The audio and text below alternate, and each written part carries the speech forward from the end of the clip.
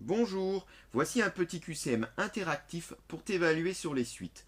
Ce QCM comporte 5 questions et pour chacune d'elles, 3 solutions A, B ou C sont proposées, une seule est exacte. À l'issue de la dernière question, je te donnerai bien évidemment les solutions, puis une correction détaillée si tu le souhaites.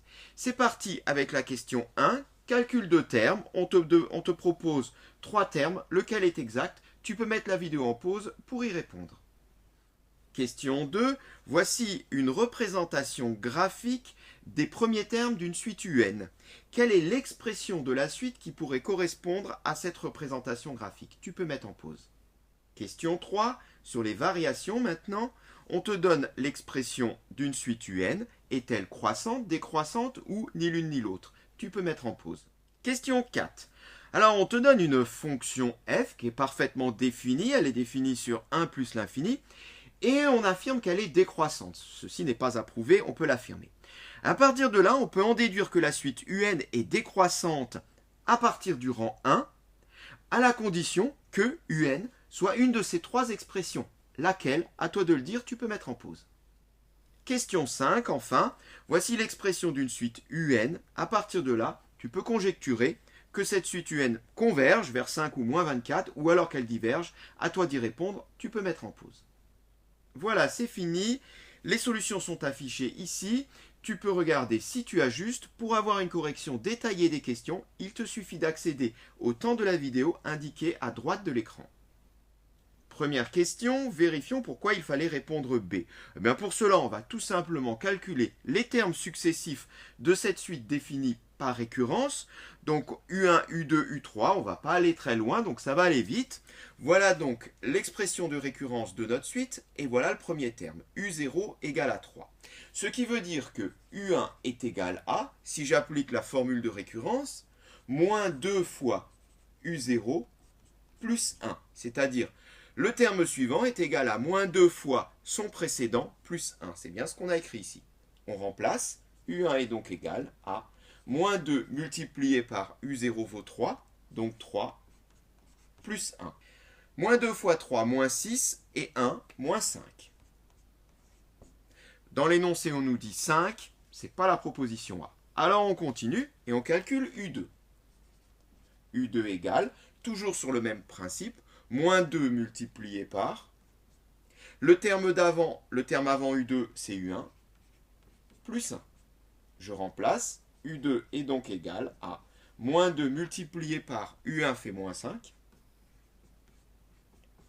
plus 1. Eh bien, moins 2 fois moins 5, ça fait plus 10, et 1, 11. U2 égale à 11, c'est bien ce qu'il fallait trouver. Pas la peine de vérifier pour U3, puisqu'on sait que dans ce QCM, une seule des 3 propositions est exacte. Question 2, on nous donne la représentation graphique. Laquelle des 3 propositions peut être la bonne? On va les tester toutes les 3 et on va voir si ça marche. Parce qu'une chose est sûre, U0 est égal à 2. Ça, c'est le graphique qui nous le dit. On voit que au niveau de 0 en abscisse, on lit 2 sur l'axe des ordonnées. Donc U0 est égal à 2. Alors, si j'applique la première formule, UN plus 1 égale à UN plus 1. C'est-à-dire au terme d'avant, je rajoute 1, je trouve le nouveau terme. Alors, si U0 est égal à 2, j'applique ceci, ça va faire U1 est donc égal à U0 plus 1, c'est-à-dire 2 plus 1, puisque U0 vaut 2, 3. Alors, 3, on regarde sur le graphique, au niveau du rang 1, j'ai bien 3. Ça semble marcher. On poursuit. U2 égale à U1 plus 1. Alors, U1 vaut 3, je remplace par 3, plus 1, ça me donne 4. U2 vaut 4. U2 vaut 4. Non, ici, on dirait que U2 vaut 4,5 à peu près. Donc, ce n'est pas la proposition A. On va tester la proposition du B. Alors, j'ai recopié ici la formule de récurrence parce que c'est un peu plus compliqué. Tu vas voir ça tout de suite. Alors, en tous les cas, U1 égale. Je remplace donc N plus 1, donc le rang d'avant, c'est U0. Plus 1 sur, alors c'est là qu'il faut être méfiant, combien vaut N en fait? Eh bien la réponse, je la trouve ici. N vaut 0. Donc là, quand j'applique la formule pour calculer U1, en réalité, n vaut 0. Donc là, ici, j'ai du 0 plus 1. Je le détaille à fond. On remplace maintenant. Ça fait donc du 2 plus 1 sur 1, c'est-à-dire 1, soit 3. U1 égale à 3, pour l'instant, c'est bon. On poursuit avec U2. U2 est égal à U1, le terme d'avant, plus 1 sur n plus 1. N est ici. N vaut combien? Eh bien, n vaut 1 maintenant. Donc 1 plus 1.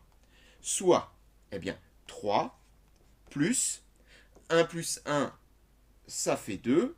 Donc 1 sur 2 pour ce terme-là. Donc 3 plus 1 demi. Et 3 plus 1 demi, ça fait 3,5. 3,5. Regardons sur le graphique. U2, on l'a dit tout à l'heure, vaut certainement 4,5. Enfin, proche de 4,5. En tous les cas, ce n'est pas du tout 3,5. On peut éliminer la proposition B. Alors, on va quand même vérifier que la proposition est exacte. De toute façon, c'est assez simple, tu vas voir. On nous dit UN plus 1 égale 1,5 UN. Ce qui veut dire en gros, que je prends le terme d'avant, je multiplie par 1,5 et j'obtiens le nouveau terme. Alors, allons-y. On veut U1. Eh bien, on prend le terme d'avant et on le multiplie par 1,5. Je fais donc 1,5 fois 2. Si tu fais 1,5 fois 2, tu trouves 3. On sait maintenant que c'est bon. Pour U2, c'est pareil. Je prends le terme d'avant et je le multiplie par 1,5. Le terme d'avant, c'est U1 qui vaut 3. Je fais donc 3 fois 1,5 et je trouve 4,5. On sait toujours que c'est bon. Et on poursuit. U3 égale 1,5 multiplié par 4,5. Et si tu effectues cela, tu trouves 6,75. Est-ce que cela pourrait convenir? Ah ben oui, on voit qu'on est à peu près en dessous de 7. Le quart d'une unité, 6,75, ça pourrait convenir. Effectivement, c'était bien la réponse C. Alors, sur les variations d'une suite, on dispose d'une petite propriété qui nous dit que, eh bien, si UN plus 1 est plus grand que UN, la suite est croissante. Si UN plus 1 est plus petit que UN, la suite est décroissante. Bon, oui, c'est simple à comprendre. Si jamais UN plus 1 est plus grand que UN, ça veut dire que le suivant est plus grand que le précédent. Donc si ça c'est vrai pour tout n, ou tout au moins à partir d'un certain rang, on pourra dire que notre suite, elle est croissante. Ce qu'on va faire pour comparer UN plus 1 et UN, on va faire la différence UN plus 1 moins UN. Et je vais plutôt étudier le signe de cette différence. Comme ça, si cette différence est positive, ça veut dire que UN plus 1 est plus grand que UN, ça veut dire que la suite est croissante, et dans l'autre cas, si elle est négative, elle sera décroissante. Mais on sait que UN plus 1 est égal à UN moins 2N. Alors, c'est très facile pour trouver UN plus 1 moins UN. Il suffit de balancer notre UN de l'autre côté. Et du coup, UN plus 1 moins UN est tout simplement égal à moins 2n. Or, moins 2 est un nombre négatif. N, n c'est un entier. On travaille avec des entiers. Donc, est un nombre positif, entier naturel, bien sûr. Donc, un négatif par un positif, c'est négatif. Ceci est négatif. Eh bien, on peut en déduire à partir de là que UN plus 1 moins UN est négatif. UN plus 1 est plus petit que UN. UN est donc décroissante. Il fallait effectivement répondre B. Question 4, alors, bon, la correction va être rapide. C'était la réponse C, bien évidemment, qu'il fallait donner. Pourquoi ça? Parce qu'il faut vraiment mettre en parallèle l'expression de la fonction et l'expression de la suite. C'est-à-dire que la suite, on pourrait la considérer comme une fonction, en fonction de n, qui s'écrirait donc comme la fonction f, n sur n au carré plus 1. Seulement, on ne considérerait que des valeurs entières de l'inconnu. C'est-à-dire que si notre fonction, on te dit qu'elle est décroissante à partir de 1, eh bien, tu es assuré que toutes les valeurs entières qui reposent sur cette courbe, c'est-à-dire celle de la suite, donc pour des n entiers, vont également suivre l'allure de la courbe et vont également entraîner que la suite UN est décroissante. Donc pour les autres, ça ne marche pas. La B, c'est une expression donnée par récurrence. La A, alors là, c'est carrément une toute autre suite. Il faudrait mettre UN ici en facteur, voir si on peut se ramener à une expression en fonction de N. En tous les cas, ce n'est pas du tout la bonne suite. Celle qu'il fallait donner, c'était bien la C. Alors, pour la question 5, il s'agit d'une conjecture, c'est-à-dire on ne va rien prouver, on va constater, et si on veut constater, le mieux c'est d'utiliser un outil informatique, une calculatrice, pour le voir. Alors, on peut par exemple saisir l'expression de la suite et demander de calculer les premiers termes et de regarder ce qui se passe. C'est ce qu'on a fait, et on voit ici que sur les premiers termes, on dirait que notre suite elle est décroissante. On arrive tout doucement jusqu'à moins 20, moins 23, moins 24, pour n égale à 5, U5 vaut moins 24, mais ce n'est pas pour autant que la suite converge vers moins 24, et encore moins vers 5.